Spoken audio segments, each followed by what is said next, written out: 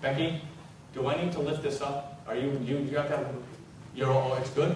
Okay, because it's ringing for me. But anyways, all right. See, once again, something Mike does is adjust my mic every week. So, working with it. But change is a consistent part of life. Interesting that I started the message off with that. And transitions to that change become very important. We need to be intentional about how we handle circumstances, ourselves and other people, to make sure God's will, God's glory, and God's provisions are what we are still focused on. If we were to try to find an organizing thought for the last 7 chapters of the book of Numbers, managing transition would be a good one to focus our attention on. I mean, basically, when you think about where they are in terms of their position east of the Jordan, one of the primary transitions that they're experiencing is they're finally before the promised land. They finally made themselves, defeated all the enemies that were before them as they're in their travels up in terms of the Midianites and the Moabites and all the different peoples that they've dealt with. And now they're there. But the other transition that they're dealing with is the fact that Moses, the one who has brought them out of Egypt, has been their leader, has been their guide for 40 years. He's the guy that's been meeting with God, getting God's counsel, and bringing it to them. He is no longer going to be with them. So a big transition happening in terms of Moses to Joshua. And now just a note about last week's sermon. At the tail end of the sermon, I brought up that chart that is described in Numbers chapter 28-29 that deals with all the sacrifices that the Jews are called to give in terms of what they do daily, what they do for the Sabbath, what they do in the new moon, and then what they do at the various festivals. That is not up on the website yet, but it will be by Monday afternoon. And so just be mindful of that. That probably is the best way for you to see that. But remember, the whole intent for that was just to see the level of commitment and awareness that would ultimately generate in the Israelites' life. When every day something is happening, morning and night, a lamb is being sacrificed. Just to remember, what is life about? It's about God. It's about being God's people. It's about defining ourselves according to who He is, rather than what other nations call us, what other people call us. And it really is a great lesson for us, because we always need to think about what is it that defines us? What do we live in terms of what our orientation is? Is it our occupation? Is it we're a mother, we're a father, we're married to this person, or I play this sport, or I have this money, or this or that? Or do you define yourself as a child of God? That ultimately the primary thing you're doing is living out His plan for your life, making disciples of all the nations. And so therefore, it's a good lesson for us in terms of what God did for the Israelites to basically orient them to Him. But basically, as we move on from there into chapter 30, chapter 30 deals with making vows. You know, again, when you think about their transition into a new territory, remember the new territory, the promised land, what it will mean for the Israelites is more permanent. Basically, they have been nomads for the last 40 years. 40 of those years, or 38 of those years has been by virtue of their activity, their disobedience, that first generation that didn't enter the promised land. So now this new generation is there. And basically, when you think about how important vows are, they really are an essential part of our lives and the structure of society. And us keeping our word, being trusted, is part of the glue that holds all our relationships together. I just want you to think about that for a minute. I want you to think about how dependent you are for people to keep their word. The fact that they say one day they're going to do something about the next day, and what that means for you. And what would happen if all of a sudden that went away? There was no standard, there was no recognition about the importance of, one, making vows, and two, keeping them and keeping your word. You think about what contracts are dependent on. You think about your employment contract. Many of you are in a job and a boss is committed, hey, I've got you, you're an employee here, you can work here. Well, what if, you go in Tuesday, sometimes I've decided you don't work here anymore. But then Thursday, hey, can you work here again? And you see how variable and how inconsistent life would become if we didn't have vows? I mean, just think about personally. Just think about our desire for some sort of surety and some sort of planning. Someone says, hey, I'm going to give you a ride to work tomorrow, or I can pick you up here and drive you to the airport. We're really dependent. You're getting the point? We're really dependent on people making vows and then keeping their words in consistency with them. So, as God is again moving His people into the promised land, He wants to make sure that they understand the importance of keeping their vows. And just in case any of you are thinking of Jesus' words in the Sermon on the Mount, He is teaching about making oaths or vows and swearing on different things as surety for those vows. So Jesus isn't commanding not to make oaths, but don't make an oath. Don't swear on your mother's grave, or say by virtue of God I'm going to do this. Or in other words, don't make commitments that seem to make your commitment or your promise bigger by virtue of what you commit yourself to. He just says, let your yes be yes and your no be no. That if you say you're going to do it, just do it. But He understands the future nature of our lives. We can only live in the present, right? I mean, you try to live tomorrow, and tomorrow you can't. Maybe someday they develop something in science where we... No. But ultimately, we can only live now, but our lives are still oriented to the future. You know, we know by God's grace and God's plan, Monday's going to come. And you're thinking about certain things that you're relying on in terms of next week, next month. And just think about, again, the things that people are committing themselves to that, again, give you surety or some reliance or dependence on that. So just the importance of vows and, again, keeping our word. So basically, what does Numbers chapter 30 say? It says that if you're a man and you make a vow, you must keep it. Okay, so men, it's all on us. If you make a vow, you must keep it. If you are a young woman and your father hears your vow and says nothing, you must keep it. It's interesting how the Bible recognizes how silence here is consent. That basically, again, you're with your dad and you're in an office or whatever, and you're signing the bill of sale on a car or whatever, and the dad says nothing. Well, what that means is your protector, your overseer, your guide. If he doesn't say something, then again, you need to fulfill the vow that you have. But if your dad disagrees, the daughter is free from the vows. All right? Again, this is all in Numbers chapter 30, just kind of going through it quickly. The same goes for a married woman. But her husband, not her father, is a reference point. So once again, if a wife is committing to something, she's making a vow about something, and the husband says nothing, then she has to commit herself to that vow. If the husband does not like that, and says, no, I don't like the way that vow is, and you're not going to commit yourself to that, then she is free from the requirements of that vow. If a woman is a widow or is divorced, then if she makes a vow, it is binding on her.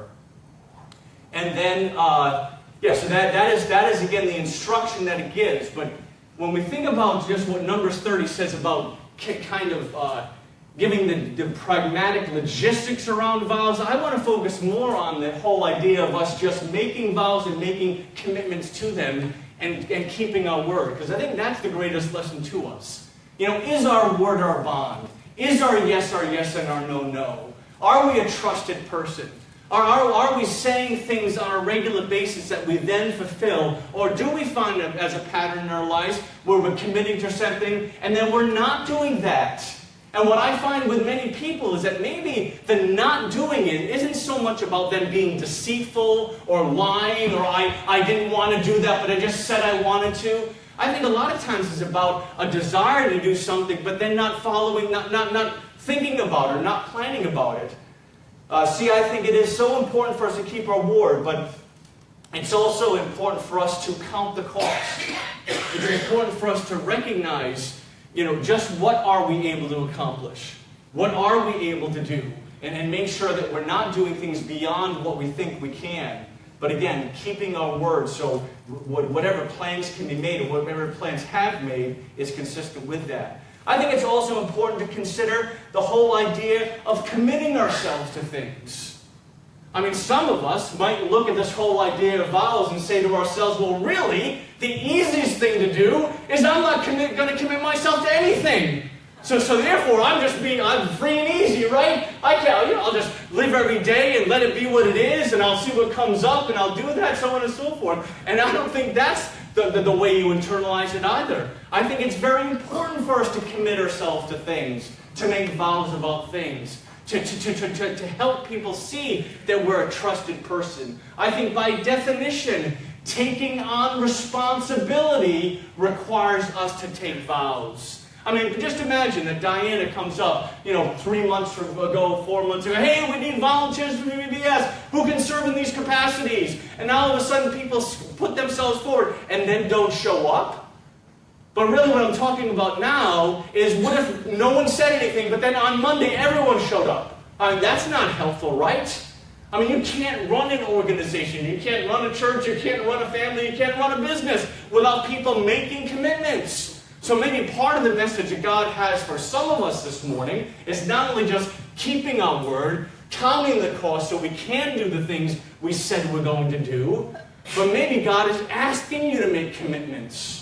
Maybe God is asking you to take a vow. I mean, basically I would be remiss to not think about the vows you have made and how consistent you're being with them. I think one of the primary vows that people here in the congregation have made is the marriage vow.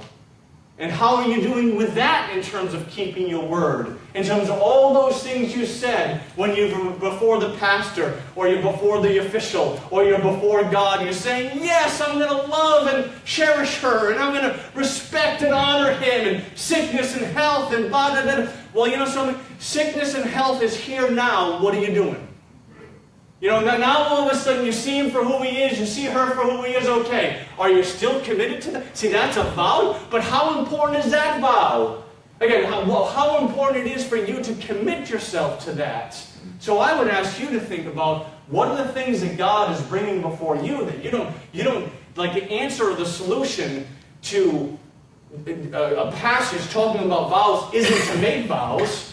It's to be consistent with them and to think about the vows that God would have you to make.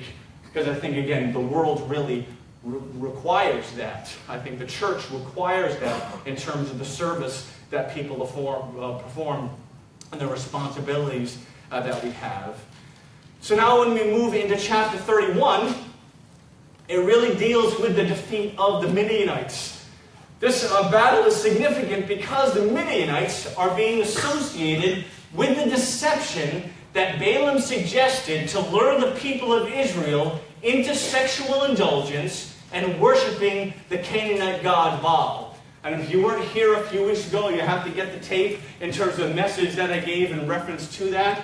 But just what was interesting in terms of the passage where it talks about that is it talked about the Moabites in deceiving the people and encouraging the Israelites to disobey God and worship Baal. It was Balak dealing with Balaam, who was the Moabite king. So there's a strange connection between the Moabites and the Midianites that we just have to understand here. When you talk about ancient history and you talk about how the Moabites and the Midianites were connected, it's hard to figure out just what it was. Was it the Midianites were vassals of the Moabites? Were the Moabites vassals of the Midianites? Again, at this point in time, you don't know, but certainly there's a political and geographic connection. But here what we have in chapter 31 is the Midianites being held responsible for that deception. That basically God is going to purge the Midianites because of what they did to his people. I mean, if you remember last week, it was a Midianite woman that was brought into the camp as a sexual partner to an Israelite man, and both were killed. Remember, Phinehas took the sword and drove it through the both of them. I'm not sure if they were standing up or laying down, if you get my point. But ultimately, you got him purging that sin in terms of what was happening before their the leader's eyes and even God's eyes, because it was right in front of the tent of meeting. But again, that was a Midianite woman. And so, but it's just interesting that Moab is not mentioned in chapter 31. This battle is also significant because it will be Moses' last.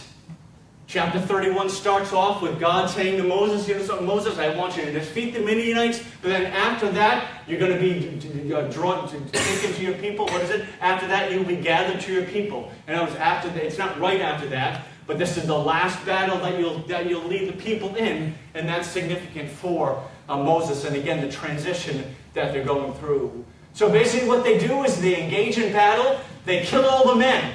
Balaam from chapter 22 to 24 is among the men that they killed. They spare the women and children, but Moses is upset because the women were part of Balaam's deception. So Moses instructs them to kill the boys and the women who have slept with a man, and the girls they spare. I mean, ultimately what is happening here is the Midianites are paying the price for the Israelites, leading the Israelites into impurity. And what did God say when He gave His providence to Abraham? He said, "Those who bless you I will bless, and those who curse you I will curse." And so basically what God is doing is following through on you don't mess with my people. I mean, we see the Israelites, they received their judgment, they received their consequences for their disobedience. Now God is dealing with the nation that led them into that disobedience. And again, they have a price to pay. And this is what is happening as chapter 31 unfolds. In terms of seeing this in light of transitions in our lives, I think that even when we are pursuing a transition, there may be still stuff from the past that needs to be dealt with. See, ultimately, to the extent that these battles before the Israelites enter the Promised Land are preparatory, are training exercises, but ultimately, even when you are transitioning into another phase of life, you still may have baggage. See, this is still baggage that is in the Israelites' lives that needs to be dealt with. And so what God is telling them is before you enter the Promised Land, and before you engage with that transition, you need to deal with this. And that's true in many times that we're changing, that we're moving from one thing to another. We shouldn't be surprised about a conversation that needs to be had, or a situation that needs to be dealt with. And just be aware of that. Well, all the different things that happen when we're transitioning and what God's purpose and His plan is for that.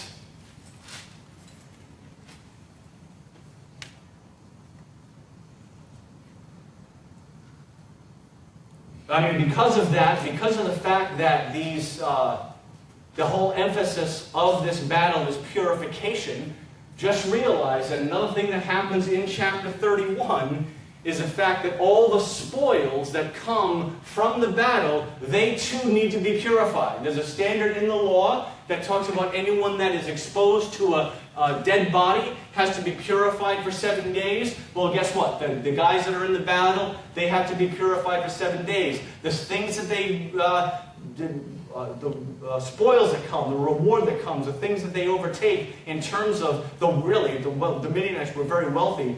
If you were to read there in terms of what they received. But all those things need to be purified as well. The spoils of war were also to be shared with the community of Israel. I mean, basically, again, this is all just summarizing chapter 31. Rather than just reading through it, I have read through it, I'm just summarizing it for you. I encourage you to read it on your own. Hopefully you'll understand two things. One, you're glad that I summarized it. And two, you can, if there's something you feel like I've missed, go back and listen to the message and say, wait a minute, you really missed this point, Pastor. Because I really am gleaning what I think to be the most important things about what's being communicated, about something that is distant from our experience with God, is distant from what we're doing in our Christian lives. I mean, there's a point that God is making. And there's a point that it says about His character. A big point has to do with what He does in terms of evil and in terms of consequences. But I'm just gleaning those things out of that. But ultimately, the spoils, they go to 50% of it goes to the Israelite community. But then God and the priest are to get their share. It is interesting that the tribute from the soldiers is 1 in 500. The tribute from the community is 1 in 50. And so again, just imagine hundreds of, well really thousands of sheep, thousands of cattle, thousands of pounds of gold and silver and jewels and all the things that are coming from the spoils of the Midianites. And so they bring it in, and okay, right down the middle, boom, half and half. If there's 300,000 sheep, well guess what? The community of Israel receives 150,000, and the soldiers receive 150,000. By the way, I forgot to mention that the way God orchestrated this battle, what He instructed Moses to do is just to ask each tribe for 1,000 men in terms of 12,000 people, 12,000 Israelites defeating the Midianites. And it's miraculous because none of them got killed. That's something we're going to see at the end of the chapter. That not one Israelite was killed in this battle.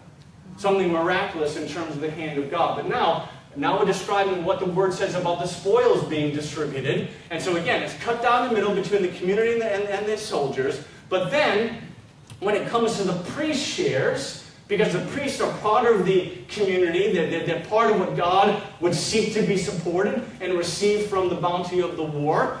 It's 1 in 500 for the soldiers. So basically, if the soldiers have 150,000 sheep, 1 in 500 of them go to the priests and the Levites. Now, when it comes to the 150,000 that went to the community, 1 in 50 go to the Levites. And what I find interesting there is God is reinforcing and valuing the military. He's ultimately blessing those that are risking their lives in terms of just their sacrifice, in terms of defending the people of God, doing the work that God calls them to do, whatever that is, in terms of defeating a territory, purifying a people, just following through on the plan of God. But the relative risk in being on the battle line and fighting in that context, as opposed to being in the community, God is blessing them in terms of just how much He's asking them for in terms of their contribution to the priest as opposed to the military. And there really is a neat passage at the end of chapter 31 where we read in verse 48 in Numbers chapter 31. It says here, "Then the officers who were over the units of the army, the commanders of thousands and commanders of hundreds, went to Moses and said to him, 'Your servants have counted the soldiers under our command, and not one is missing. So we have brought as an offering to the Lord the gold articles each of us acquired, armlet, bracelets, signet rings, earrings, and necklaces, to make atonement for ourselves before the Lord.'" And so it's just an interesting passage in terms of the soldiers of the military, the leaders of these 1,000 men, of the 100 men, orchestrating the battle, fighting in the battle lines, defeating the enemy, doing all the things that God called them to do.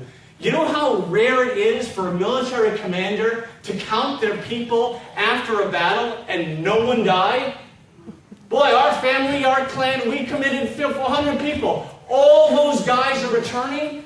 I mean, you look at the plaques and the monuments that exist. We were in Boston a couple weeks ago, and here are the people that died from Boston in the Civil War. Here are the people that died in Boston in the Battle of Lexington and Concord. We remember the people that died.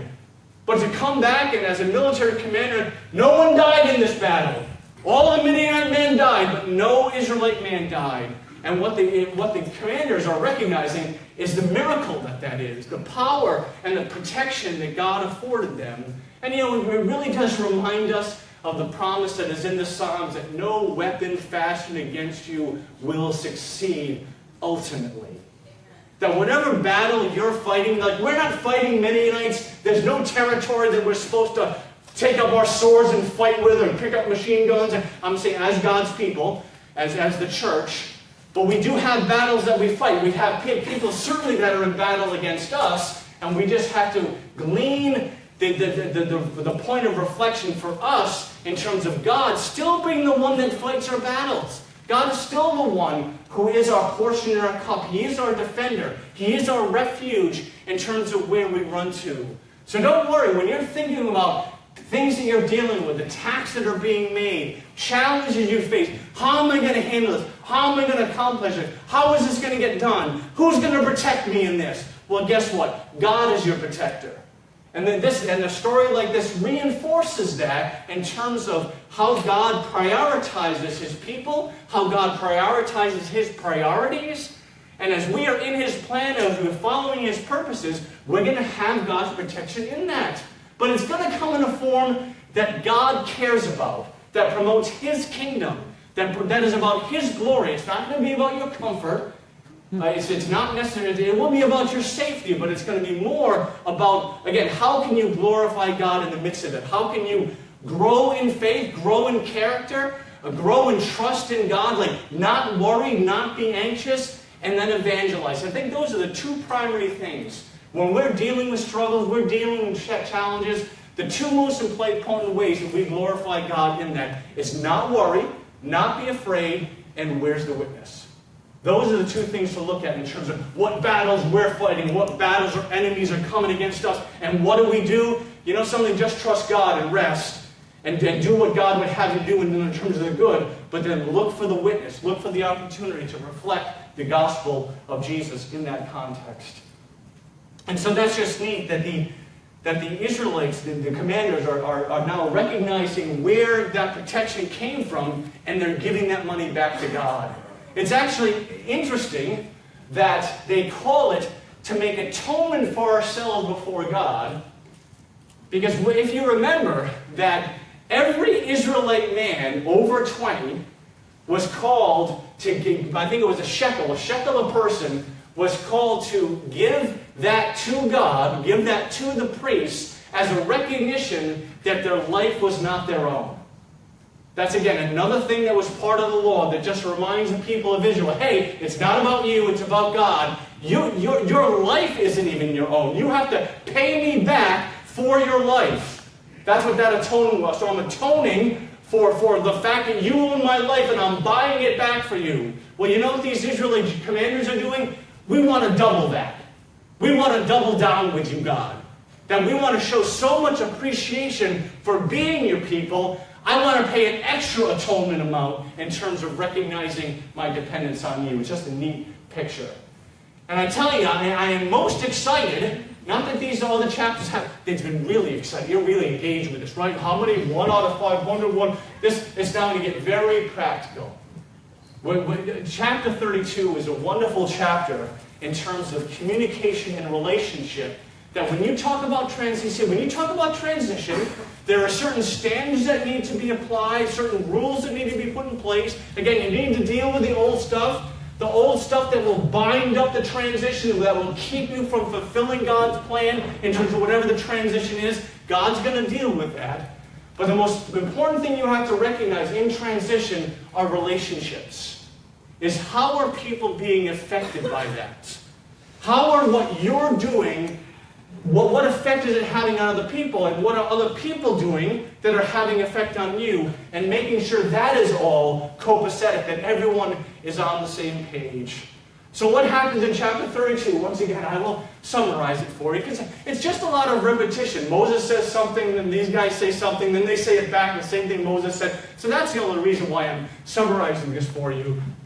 But it's a great picture, because basically the Israelites defeat these Midianites. So now there's all this land on the east side of the Jordan, which is not technically the promised land. It's still territory God has just given them in terms of the battle. So the Reubenites and the Gadites, and eventually half of the tribe of Manasseh, look at that land and say, hey, you know something, Moses?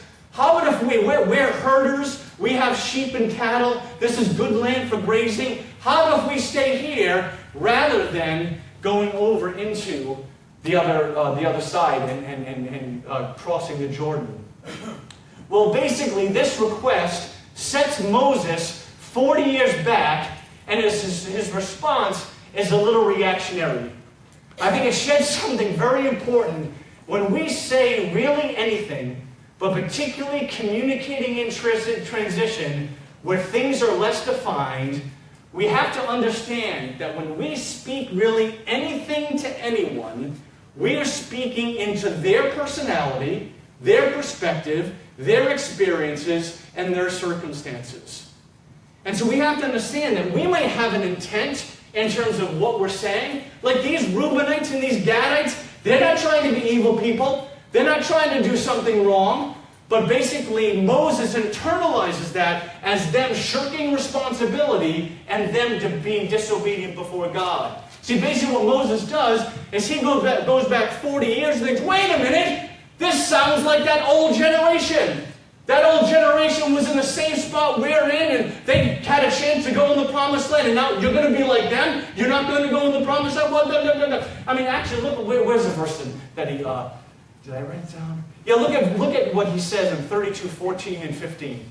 And here you are, a brood of sinners, standing the place of your fathers and making the Lord even more angry with Israel. If you turn away from following him, he will again leave all his people in the desert, and you will be the cause of their destruction.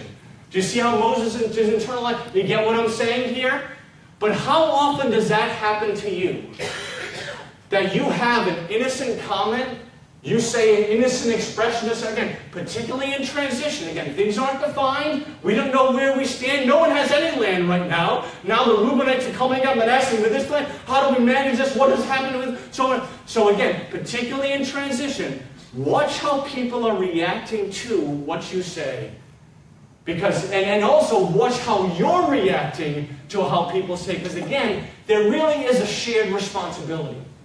When we talk about communication, there's a shared responsibility between the person that is speaking and the person that is hearing. And whenever we are internalizing something from someone else that we start getting defensive about, or it disrupts us, or we're getting angry about, it is so important for us to talk about that. So there's a shared responsibility in communication for the talker and the listener in terms of what they should do in fostering good communication. Now, the Reubenites and Gadites do a few very important things. First, they talk. Can't emphasize enough the fact that they talk. They don't stew on it. They don't say, did you hear what Moses just said? He just called us a brood of sinners and vipers. We're not vipers, that's Jesus. But he just called us a brood of, did you so then Mary gets with clear. No, you can't. What would it be? I can't think Hebrew names so fast enough. But anyway, so this group comes over here with the Reubenites and Gadites and, well, we don't really like Moses. And you get what I'm saying, right?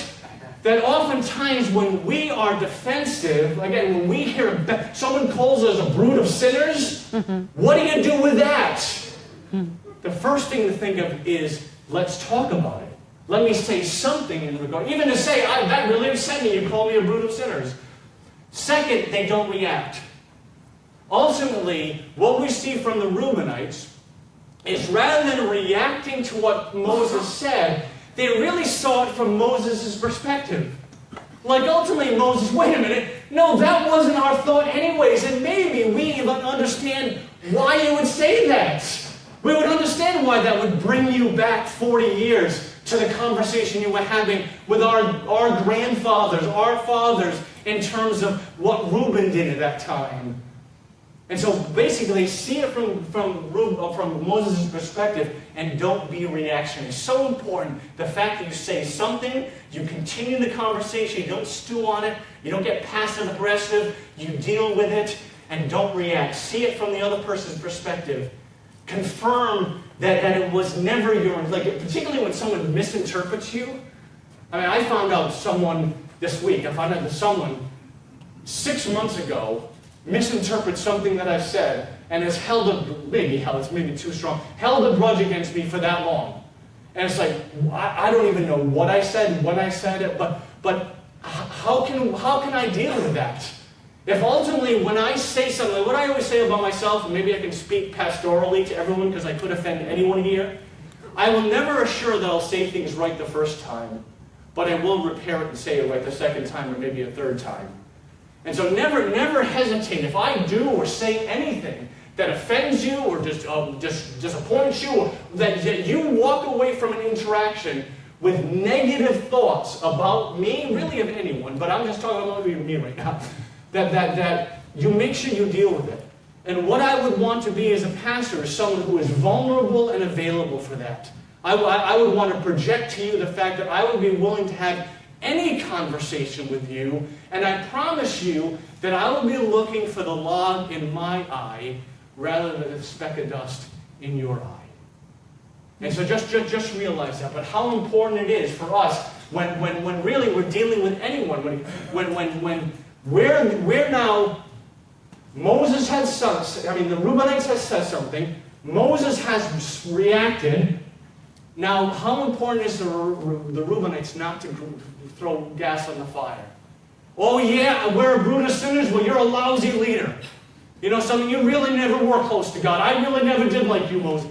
How tempting is that? How often do we do that? I think you follow those simple principles of talking and not reacting, and then trying to smooth, rather than throwing gas on the fire, throw water on the fire. Oh, it's clear there's a misunderstanding here. It's clear you didn't get what I said. I promise you, 70% of your communication will be better just to apply what the Reubenites and Moses are going through here. Because what the Reubenites say is basically, no, that's not our intent, Moses. We're going to go in the land with you, we promise. We're going to send our armies, we're going to send our portion. We're not shirking responsibility. In claiming the land over here, we internalize the responsibility you're talking about of us participating with our brothers and with the other tribes to conquer that territory. And so then what Moses says in the rest of chapter 32 is, okay, as long as you do that, as long as you're committed to that, then you can keep the land. But if you don't, then you won't be able to keep the land. And so what a great example of, again, the kind of relationships, the kind of communication that God allows. See, when we understand in our lives that we're really not trying to promote ourselves, that we really shouldn't care what people think about us in terms of our value or our esteem. It's okay for us to think about what they care about as far as how godly I am, how honest I am. Like if I'm a dishonest person, it's okay if people think that I'm dishonest, but I don't want to. You get what I'm saying? When it comes to character, it's okay that I want to promote good character. But in terms of, does that person like me? Did they just, what did that mean?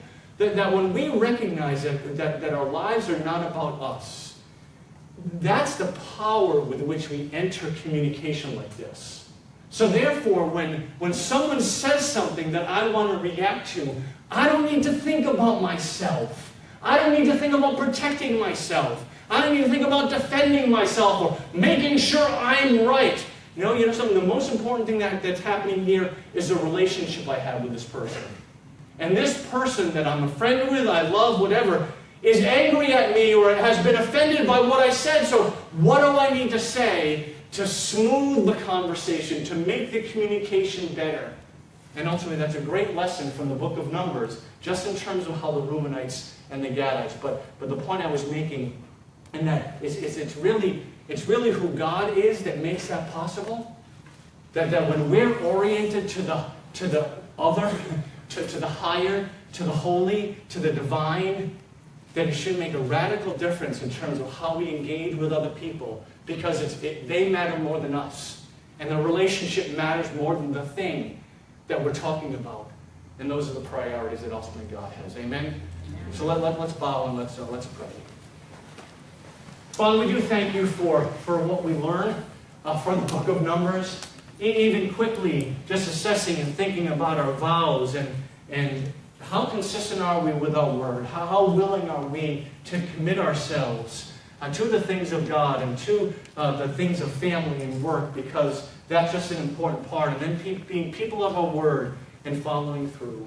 Father, when we think about the things that ultimately you would have us deal with that are from our past, that you would want to clean up and get rid of, so that when we transition to your plan, we transition to the promised land, it's just not something we have to deal with anymore. Father, I pray that you enlighten us to what those things might be. And then when it comes to our communication, the kind of things that we say, Father, I just do pray that we really honestly assess the kind of conversations we've had last week, the week before, where the interaction with Moses and Reuben and Gad would be instructive for us. And then just look to improve that. Maybe apologize. Go back in terms of things wrongly understood or wrongly perceived. And ultimately work things out for the sake of reconciliation. Work things out for the sake of love. Work things out with the context of forgiveness. All the provisions that you give us for our relationships. Father, I just pray that we would take honestly and intentionally what Paul says in Romans chapter 12. That as far as it is possible, as far as it depends on us, that we would live in peace with everyone. And so, Father, help us to see who the everyone is that we're not in peace with. And just instruct us in that. Father, we just lift this before you and ourselves as well. In the name of your Son, Jesus. Amen.